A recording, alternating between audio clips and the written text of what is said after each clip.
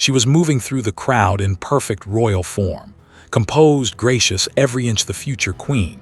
And then she stopped. Right there, in the middle of one of the most carefully controlled rooms in Britain, the Princess of Wales did something nobody had cleared, nobody had planned, and nobody around her expected. She reached out, took hold of an old man's arms, and pulled him into a hug. Security tensed. Guests nearby went quiet. For a few seconds, the rules that have governed how a royal touches a stranger for generations simply ceased to exist. The man's eyes filled.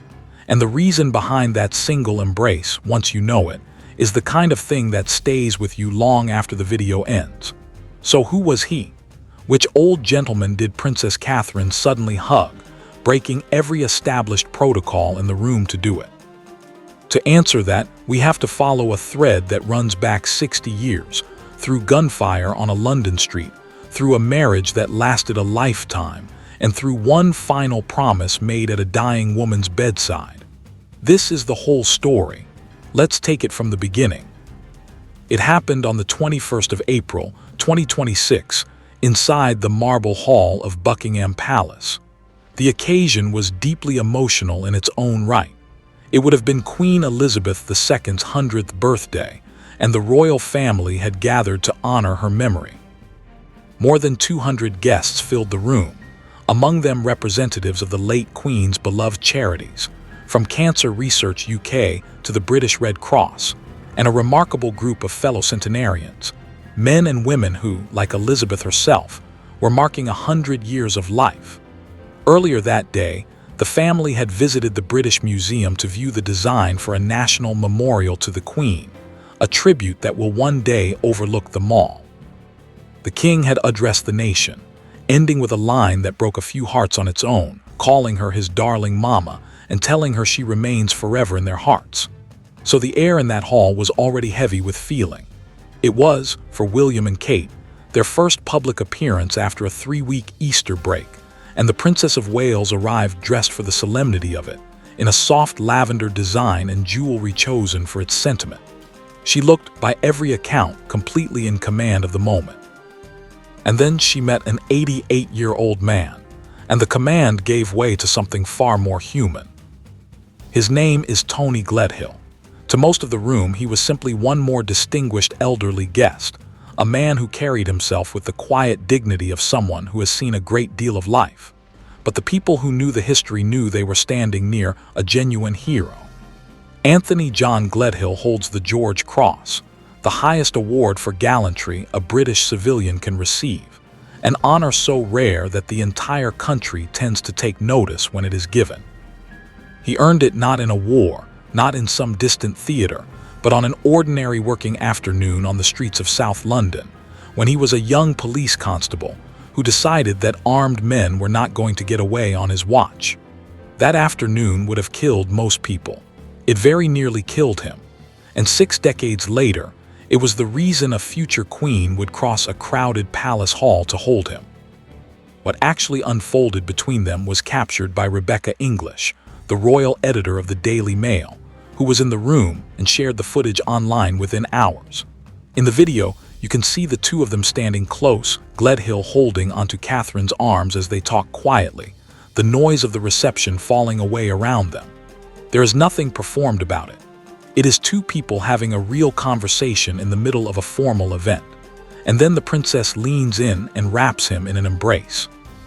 English reported what Gledhill told her afterwards, and it is the detail that turned a sweet moment into a story that traveled the world. The old man explained that his wife had recently died, and before she passed away, she had told him that he must attend this event at the palace. He had not come for himself. He had come to keep a promise to the woman he had just lost. To understand why that hug carried so much weight, you have to go back to the 25th of August, 1966, and meet a very different Tony Gledhill. He was 28 years old then, a constable with the Metropolitan Police, out on patrol with his colleague, Constable Terry McFall, in a car they knew by its call sign. A report came through of men behaving suspiciously near Creekside in Deptford. When the officers reached the area, the car they were watching for drove straight past them, and inside were 5 men. What happened next reads less like real life than like a scene from a film, except that every second of it was real and unarmed and terrifying. The two officers gave chase. The criminal's car tore through the streets of South London, driving on the wrong side of the road against a one-way system, at speeds approaching 80 miles an hour for some 5 miles. And as Gledhill kept pace with extraordinary skill, the men in the car opened fire on the police vehicle. They fired 15 times, 15, with a sawn-off shotgun and revolvers at two officers who had no weapons of their own and no protective gear to speak of, who had nothing to rely on except their training and their nerve. Hold that picture in your mind for a moment. Most of us will go our entire lives without facing a single shot fired in anger. Tony Gledhill faced 15 in the space of a single chase and kept driving. The pursuit only ended when the criminal's car finally crashed into a lorry at a junction. The men spilled out and tried to flee. And then came the moment that defines his George Cross. One of the gunmen tried to seize the police car at gunpoint to make his escape. As he attempted to drive away, Gledhill, who had already survived a barrage of bullets, did not step back. He grabbed at the gun and refused to let go, and was dragged along the road as the car accelerated. The tire burst, the vehicle veered and crashed, and Gledhill was thrown beneath a parked car. Even then it was not over. He and McFall, both injured, charged the armed man, knocked him down, and managed to disarm and detain him until help arrived. For that night's work, Tony Gledhill received the George Cross. His partner Terry McFall received the George Medal. 2 ordinary officers, one impossible afternoon, and a level of courage that the honor system reserves for the very few. He did not stop there either. Gledhill went on with his career, was promoted to detective sergeant in 1976, and served until his retirement in 1987, after which he joined the investigation department of the Royal Mail. In the decades since, he has become a quiet keeper of memory, lecturing on bravery and on what the George Cross means, standing at ceremonies and memorials, carrying the weight of that medal with grace. And through all of it, all 60 years, there had been one constant beside him: his wife Marie. She had been there before the medal and before the fame, through the promotions and the public recognition and the long, ordinary stretches of life in between. By their later years, they had been married for more than half a century. She was the person who had shared the whole of it with him. And she was the one person who could not be in the Marble Hall that April afternoon, because she had died not long before. Here is what makes the story almost unbearably tender, and it is the part that explains everything you see in that video. Marie knew she was dying, and even as her own time was running short, even knowing she would not live to see it, she was firm with her husband about one thing. He must go to the palace. He must attend the event honoring the Queen. So when Tony Gledhill walked into that grand room on the 21st of April, he was not really there as a decorated hero among other dignitaries. He was there as a grieving husband fulfilling his late wife's final wish, standing alone in a sea of important people, missing the one person who had most wanted him to be in that room. Imagine the courage that takes. Not the courage of a gun chase, but the quieter, heavier kind. The kind it takes to keep a promise to someone who is no longer there to see you keep it. He carried that into the palace, and he carried it alone. And then a princess noticed. That is the thing about what Catherine did. She did not simply greet a guest. She saw a person. As they spoke and he shared what he was carrying, she understood at once that a handshake and a polite word were not going to be enough for this moment. So she chose, in the instant, to do something the rules technically do not allow. And it is worth being clear about exactly which rules those are, because it is what makes her decision meaningful rather than merely sweet. For generations, royal protocol has discouraged physical contact between members of the royal family and the public. The convention holds that people do not touch royalty, that a handshake is acceptable only if the royal extends it first, and that security staff are trained to keep a careful distance and to head off unexpected contact before it happens. The rule exists for reasons of security and of formal dignity, and it has been observed for a very long time. When Catherine pulled Tony Gledhill into a hug, she set it aside. Not loudly, not for show, but deliberately. In that one gesture, she decided that comforting a grieving old hero mattered more than the protocol, and she did it in full view of a room that knew exactly what the protocol was. The public felt the meaning of it immediately. Once Rebecca English shared the footage, it spread across the internet within hours, and the reaction came not only from devoted royal watchers but from ordinary people who simply recognized something true when they saw it. Many called it the most moving royal moment in years. And almost inevitably, the comparison that surfaced again and again was to another princess who once understood, before the institution around her did, that a royal's touch could mean more than a royal's title. People thought of Diana. They remembered how she had hugged people the world was afraid to go near, how she had held the hands of the sick and the dying, how she had used physical warmth to say what words could not. Diana paid a price for that instinct. She was never entirely embraced by the establishment she served, but the public never forgot her for it. And here, in a palace hall in 2026, they saw her daughter-in-law carrying that same instinct forward. A friend of Catherine's once put it plainly to People magazine, saying simply that she is a big hugger, warm and friendly, the kind of person for whom greeting someone with affection comes naturally. The Gledhill moment was not a calculated piece of image-making. It was who she is. And we know it is who she is because it is not the first time, or even the second. This is a pattern, not an accident, and that is what lifts the story above a single touching clip. Only a couple of months earlier, in February of 2026, the Princess of Wales had arrived in Wales and stopped at a small art gallery where a group of children had waited outside in the rain to see her. Rather than keep her formal distance, she embraced several of them, including one little girl who clung to her coat. Once again, the headlines noted that she had broken the no-touch convention, and once again nobody minded, because the warmth was so obviously genuine. Go back further, to a cold February day in Cornwall in 2023, and you find perhaps the purest example of all. While greeting crowds outside a museum in Falmouth, Catherine spotted a face she had not seen in over 20 years, her old prep school history teacher, a man named Jim Embury, who now volunteered there. Her composure dissolved into pure delight. She threw her arms around him, told him she recognized him, that she remembered the classroom and everything in it. She even told him that the things he had taught her, she now teaches to her own children, George, Charlotte, and Louis. It was not the Princess of Wales in that moment so much as Catherine, the former student, joyful and unguarded, hugging a teacher she had clearly never forgotten.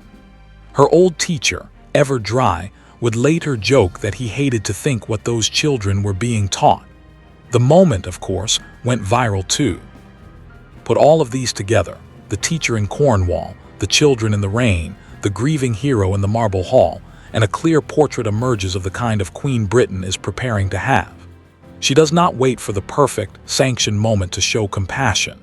When she sees someone who needs to be seen, she acts, even when acting means stepping over a line the institution has drawn. And there is a reason she can do this so instinctively now, a reason her empathy in particular cuts so deep. Catherine knows from the inside what it is to carry a heavy burden and still have to show up.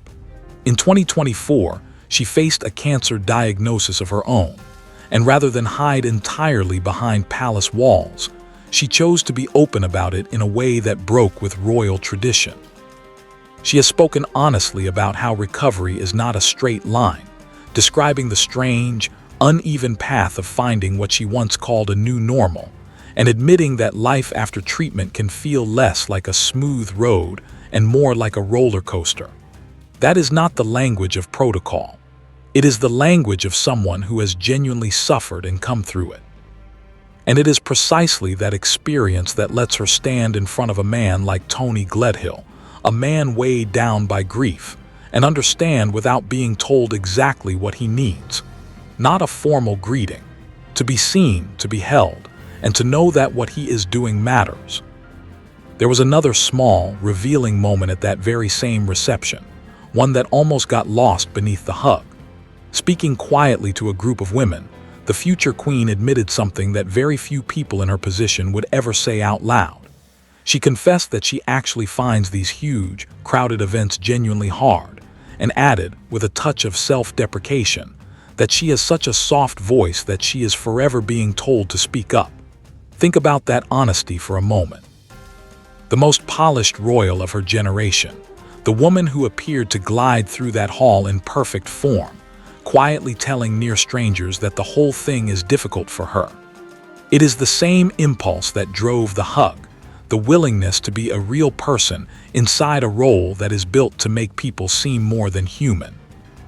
As for Gledhill himself, when he was asked about the encounter afterwards, there was no grand statement, just the simple gratitude of a man who had been treated with kindness on a hard day. He said the princess was lovely. He said she was fantastic. From a man who has met royalty across the decades, including the late queen herself, whom he once described with great affection, that quiet praise says everything. So picture it once more the way it actually happened. A grand room full of history and ceremony gathered to honor a queen who lived 100 years, more than 200 important guests, and in the middle of it, one 88-year-old man, a true hero who once stared down 15 bullets without flinching, now standing alone and quietly heartbroken, keeping a promise to a wife who was no longer there to see him keep it. He did not ask for attention. He did not make a scene. He simply showed up because she had asked him to. And a future queen, moving through that crowd in flawless royal form, saw him, understood him, and decided in a heartbeat that protocol could wait. She took his arms. She listened. And she held him. For Tony Gledhill, on one of the loneliest afternoons of his life, that embrace was not a breach of etiquette or a viral clip. It was someone telling him, without a single grand word, that he was seen, that his courage mattered, and that he was not as alone as he felt. That is the old gentleman Princess Catherine suddenly hugged, disregarding every established protocol in the room. Not a stranger, a George Cross hero, a recent widower, a man keeping faith with the love of his life. And maybe that is the real revelation hidden inside this story. We tend to think the monarchy survives on grandeur, on distance, on dignity held at arm's length. But the moments that actually bind people to it are the opposite of grand. They are the moments when someone in a crown decides to be simply, fully human. So I want to leave you with two questions, and I would love to hear what you think. Did this single hug change the way you see royalty, even a little? And should the future queen break protocol more often, whenever humanity asks for it? Tell me in the comments. I read every single one. If this story moved you the way it moved that quiet room in Buckingham Palace, take a moment to like this video and subscribe, because we tell the human stories behind the royal family every week, and there are many more still to come. Thank you for watching, and I will see you in the next one.